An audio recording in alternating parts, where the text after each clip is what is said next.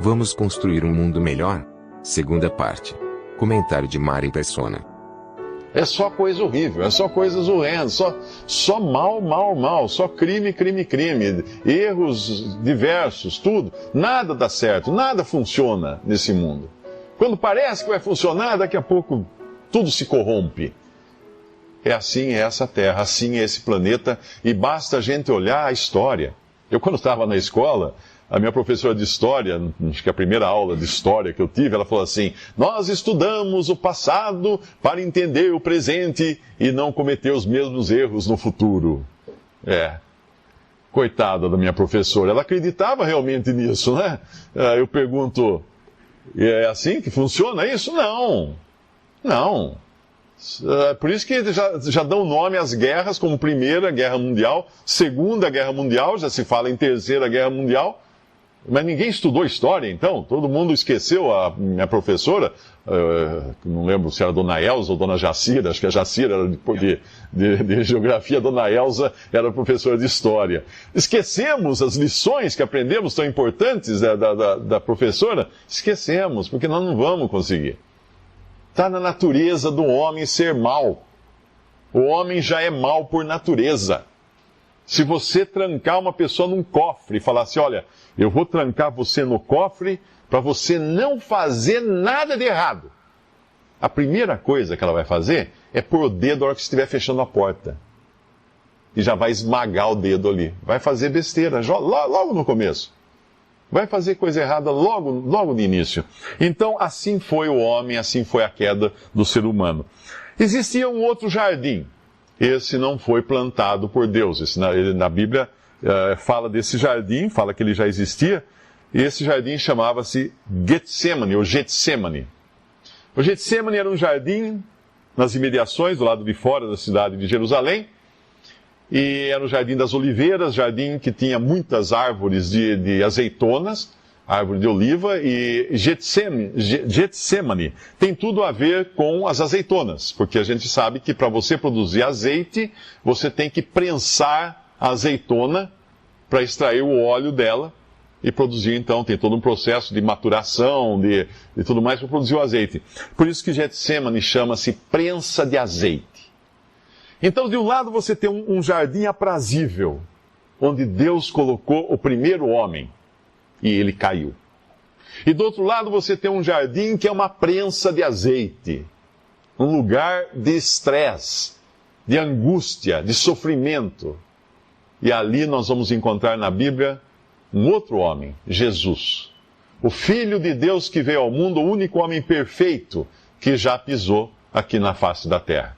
E ele estava nesse jardim quando ali ele tomou uma decisão que iria mudar todas as coisas. Se a primeira decisão tomada no Jardim das Delícias por Adão e Eva estragou totalmente a criação de Deus, a decisão que Jesus iria tomar no Jardim da prensa de azeite iria mudar isso, mudar a história, restaurar todas as coisas. No primeiro jardim, o homem caiu na tentação.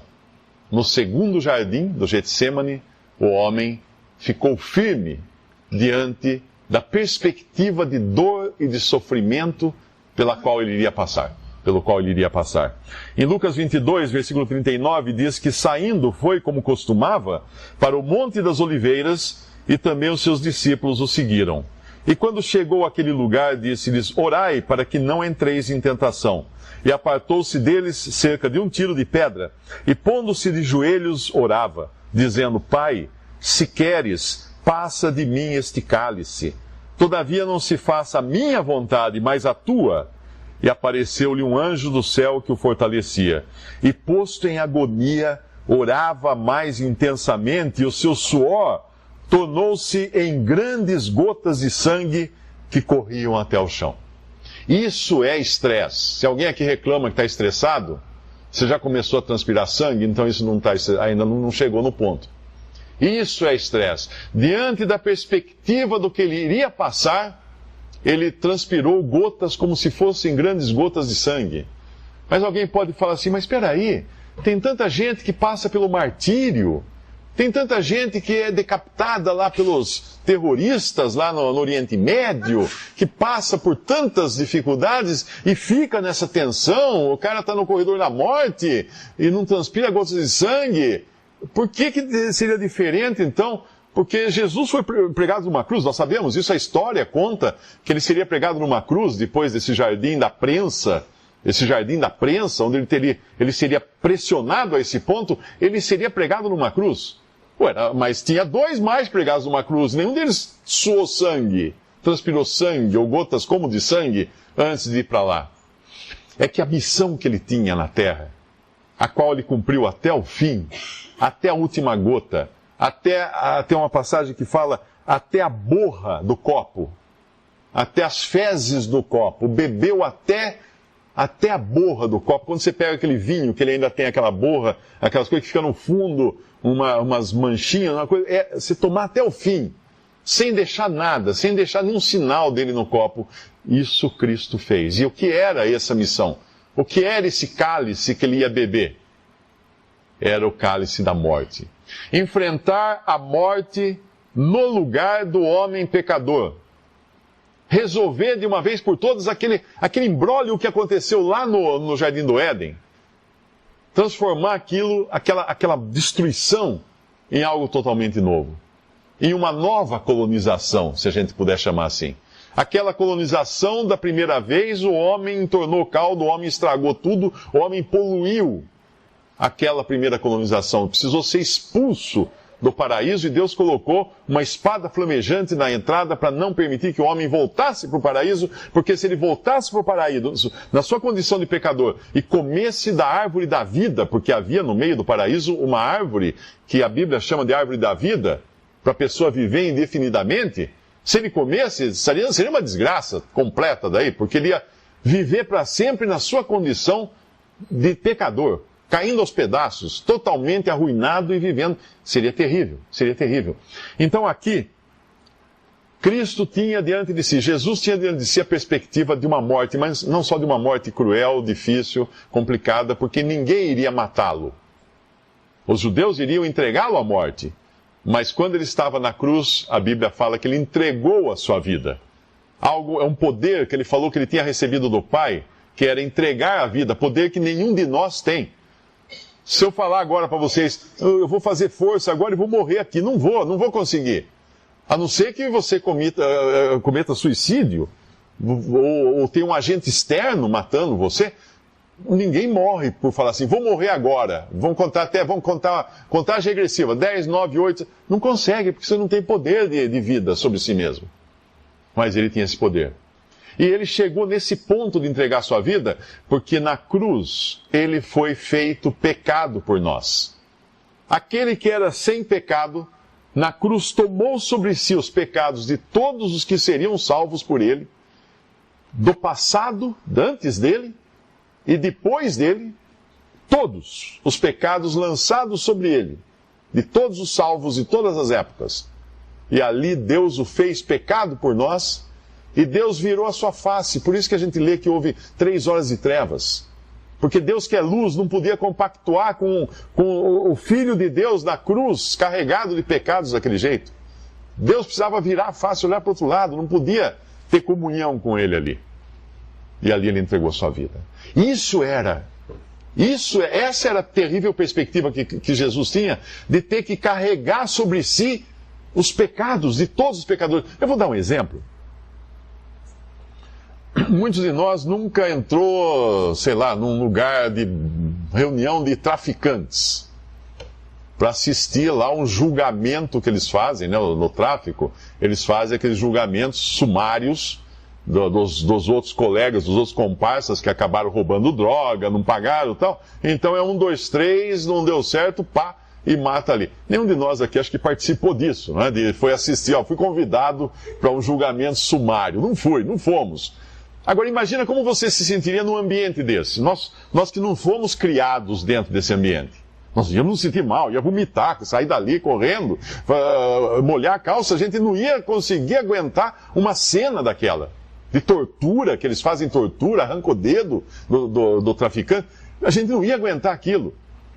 Agora imagina um ser perfeito como era o Senhor Jesus e como é. Num ambiente assim, pregado numa cruz, imobilizado ali, recebendo os nossos pecados sobre si. Inclusive os pecados desses traficantes que arrancam o dedo dos comparsas e depois se converte. Inclusive esses pecados. Fazendo-se culpado por todos esses pecados.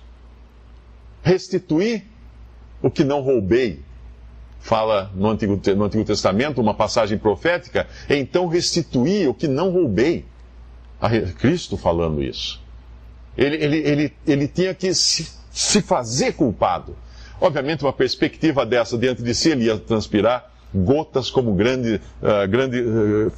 suor, como grandes gotas de sangue. O seu suor tornou-se em grandes gotas de sangue que corriam até o chão. No Éden, o homem tinha muitas árvores pelas quais ele podia ser atraído e desfrutar dos frutos delas, inclusive da árvore da vida.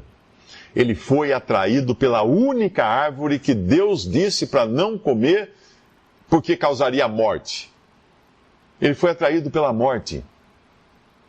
A única árvore que não devia... Ele atraiu o ser humano à morte.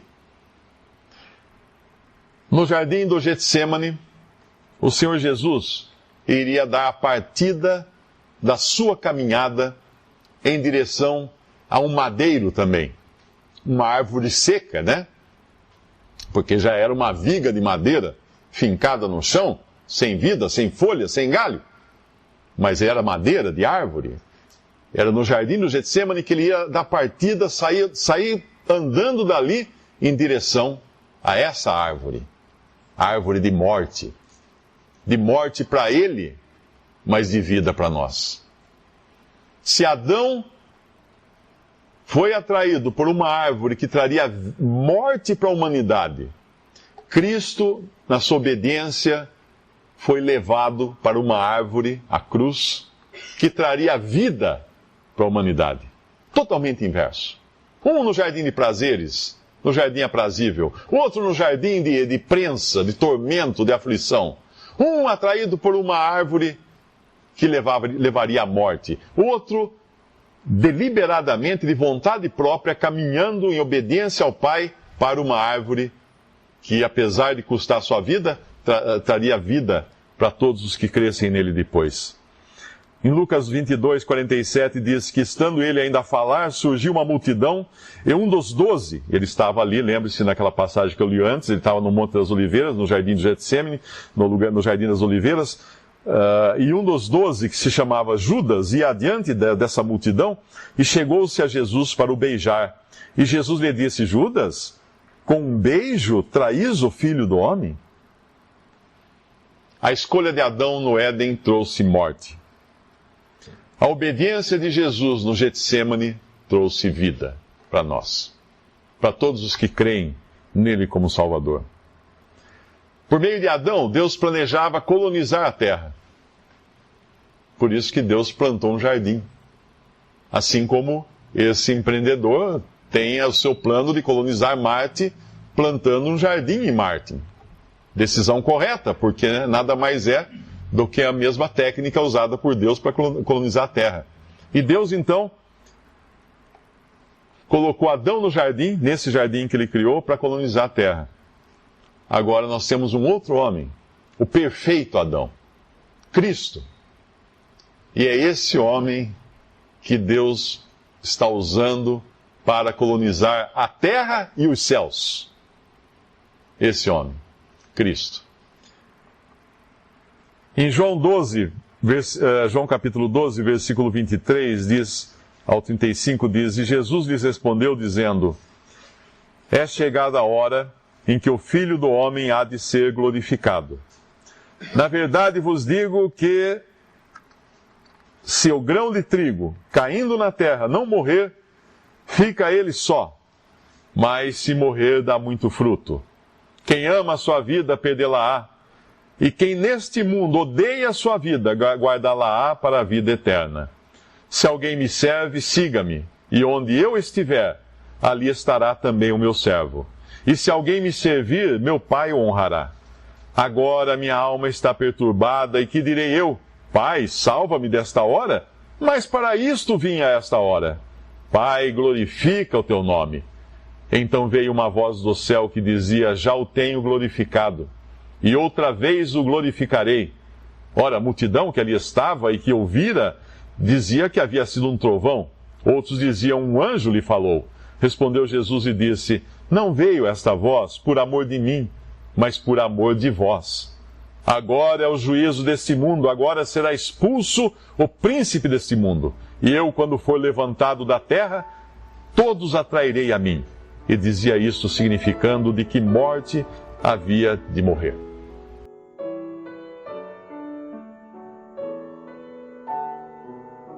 Visite Respondi.com.br.